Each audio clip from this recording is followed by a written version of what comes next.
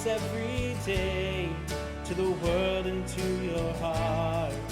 Open up your eyes and let your spirit start. Say yes to the dreams you hold inside. Let your soul be your guide. In today's complex mortgage world, finding the right direction can be challenging.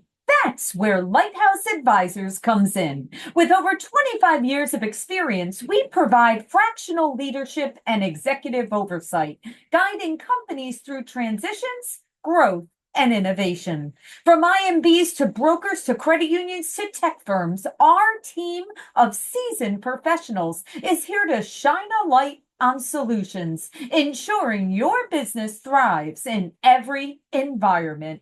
At Lighthouse Advisors, we don't just guide, we empower. Together, let's create a ripple of success across the industry. Email us today at laura@lighthouseadvisors.com.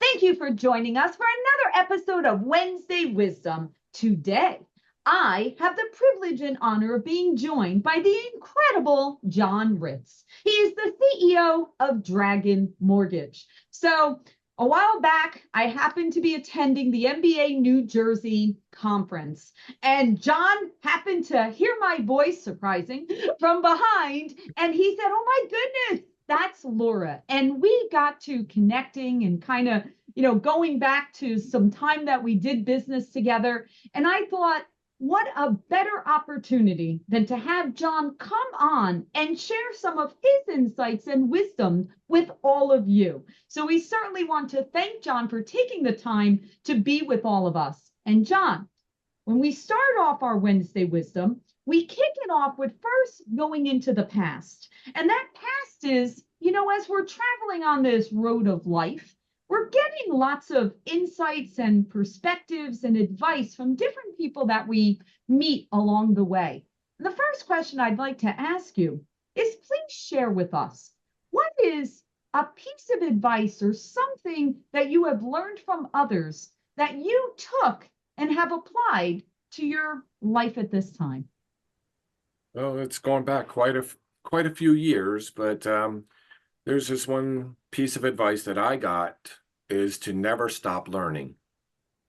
So I've taken that and applied it to what I do now as well. That's kind of a thing that I've always cherished, is that I always have the ability to try to learn something new. I mean, we got new programs, we got new technology, we got new ways of learning, new ways of coaching, many ways to do different kind of styles of management for people. So the gentleman his name was John Kennedy, and he was my team leader in the sales department. And now he works for Fannie Mae. So I highly respect him and quite a few other people that have mentored me over the years. But his piece of advice was never stop learning. He would never give me the answer of any questions that I had. He made me figure out where to go find it, or he would tell me where to go find it.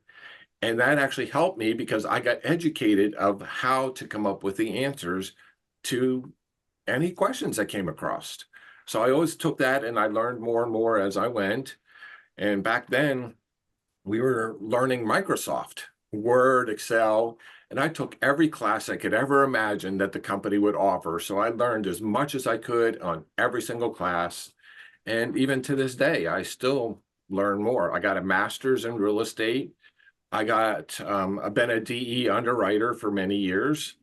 And so I'm taking his advice and still use it to this day.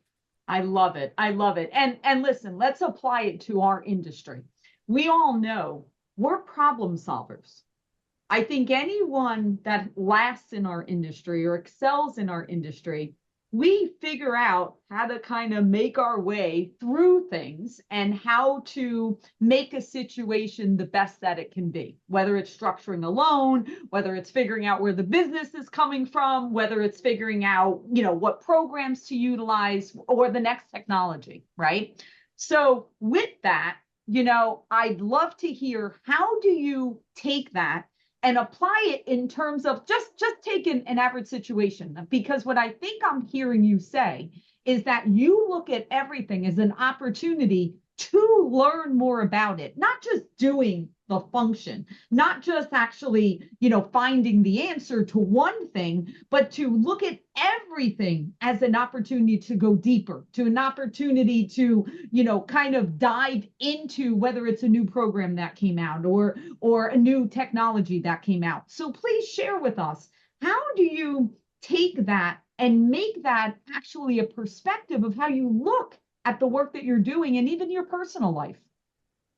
Well, how I apply it is, for an example, I had a customer that I was working with a long time ago, and come to find out, he got declined at a closing because people weren't asking the right questions. And I think I've heard you say it, talk a little bit, listen more. So, the gentleman told his situation that he was getting ready to retire, and he did retire, and somehow there was a miscommunication, and he retired, and it was 5 days before the closing. So then I got involved because I got a phone call saying, hey, you've been known to come up with creative things. And so I talked to the gentleman. He had another source of income that was never even brought into the picture. He had a pharmaceutical entity that actually had the machines that did the calculations for the different medicines. And he was doing fantastic. That's why he retired, because he had that other source of income. Got everything structured. I closed him a week later just because I asked the right questions and listened to what the gentleman had to say and took that and applied it to the different underwriting guidelines that allowed us to get everything done quickly with the minimum amount of paperwork. So just the underwriting experience of structuring loans that I have has been able to allow me to close more loans because I ask other questions that get to people, I like thinking outside the box is basically what it comes down to. So you're a problem solver. I do. And I've had many agents tell me that that's why they keep using me because, first off, I tell them what's going on. I tell them the good and the bad. And if I have something bad, typically I have a way around it or a way to fix it. I rarely lose any loans for any circumstances because I tell everybody I have a plan B for everything. And it helps. Absolutely. Well, obviously you take great pride in taking care of others, right? Knowing your guidelines, communicating. We were just before we went live, we were having a conversation about the importance and the value of communication. And for everyone listening out there, tools and technology are phenomenal. We all need them. We all want them to continue to grow and get better, but there is never a replacement for a one-on-one relationship with someone else. You can't hide behind technology to think that that is forming a relationship. It's not. It's great that they can send out auto text messages and auto emails and all these notifications. We should be maximizing that for efficiency and use it in conjunction with our standard relational communication, but nothing will ever replace that. Even what John and I are doing right here and having this conversation. Yes, we could be sending back emails to each other saying, hey, John, how are you? Oh, I'm great. How's the family? Everything's good. It's not the same as the conversation that John and I had before I hit record. I learned things about John that I will never forget. I heard stories. We bonded together over learning things about us personally that I now have a deeper understanding of John as a human, not as a file, not as a client, not as a business person, as a human. And those are the things we need to remember as mortgage professionals as we continue to serve our families we're serving. And that ties me to the next question of one of the things that I asked John was his name of his company is Dragon Mortgage, which I love that name. And it's funny, I'm going to let John explain where that name came from, but he said to me, everybody has an image of a dragon with that name. And you are correct that when I hear that name, the first thing I do is visualize a dragon. Now, of course, my visualization of a dragon may be different than someone else, but there is an image that pops into your head. So with that, John, please share with us, where did that name come from?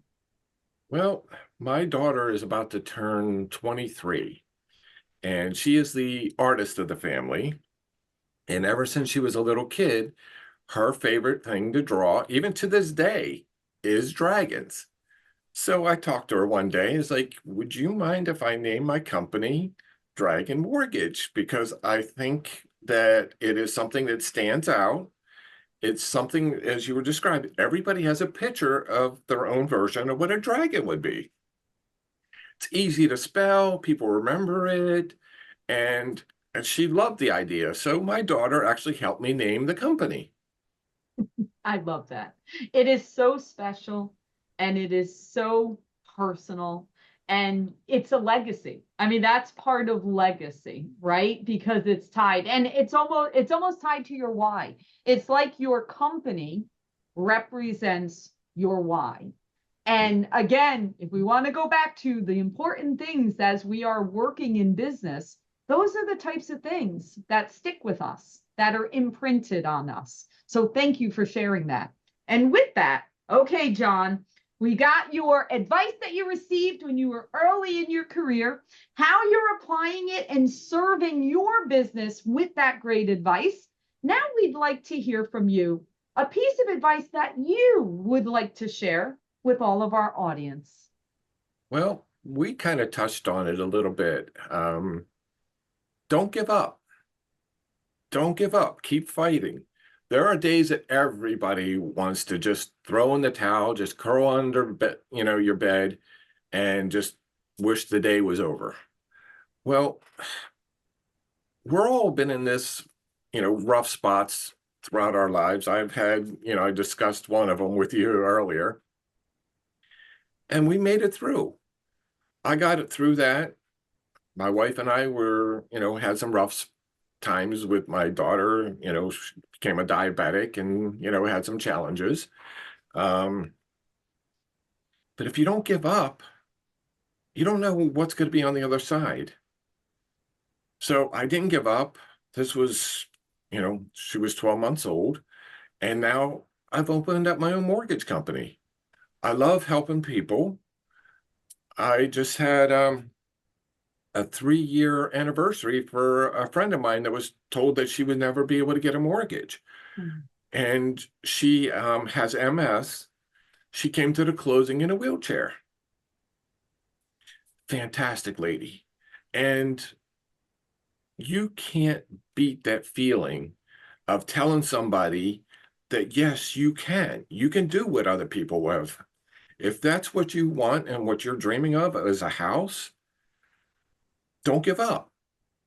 Find a person that's not going to give up and believes in you that you can do it. We did it. She's been, a friend ever since and friend before. And, she posted something on Facebook and I was like, well, I can help you. And we got talking. And then next thing you know, she has a nice condo and her and husband are doing great. They have some challenges like everybody else in the world, but they have their own house. It's a sense of pride for her and him as well. But it was the best feeling in the world is being able to say, yeah, we can do it. Here's how we do it. We got him closed. She's been fantastic to work with and very appreciative. And I just love that. So John, very heartfelt, and I appreciate you sharing that. And I think there's a lot of people that need to hear that. So thank you. But I'm going to ask you, so what do you do when you get to that point? And we're not going to go into the details necessarily. I know that story you told when you had, when the whole expression, when it rains, it pours, right? Of sometimes in our lives, it's not one thing. It's like boom, boom, boom in a row. What's your recommendation to those when you're feeling, man, it's not raining, it's pouring on me right now? Well, what I ended up doing is um, I figured out what would happen if I did give up. Hmm. Okay. If I give up,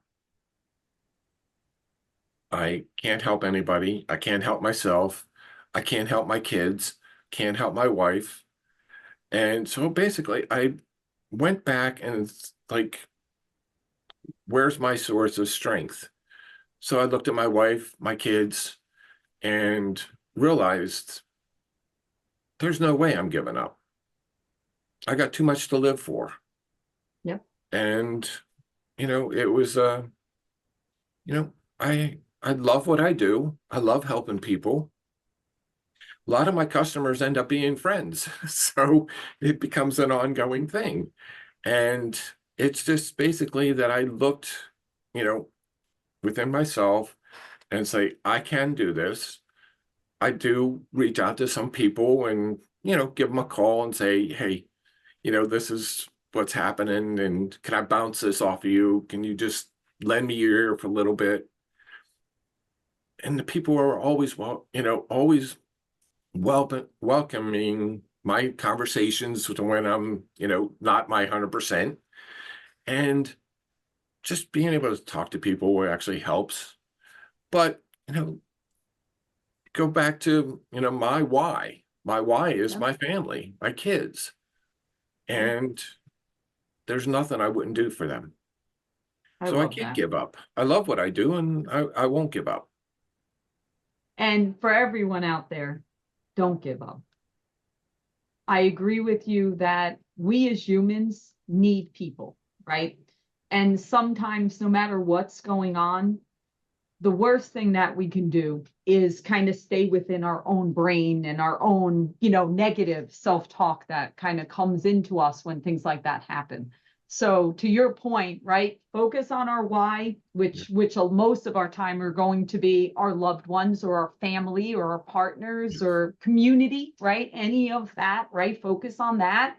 And then get around other people that we can have those conversations with and support, and someone that you just, that connection. Because listen, it takes a village, not only to raise a kid, it takes a village for all of us to get through this life, right? Because Sure does. it certainly has its twists and turns and all of that. And we've got this together. And John, I thank you so much for saying yes, for being here with us, for sharing, all of this great wisdom. I literally can feel your love for the industry and for your family. And we thank you so much for sharing that with all of us. And your wisdom certainly, I know, has impacted many that are listening right now. And we appreciate you taking the time, and we wish you all the best always.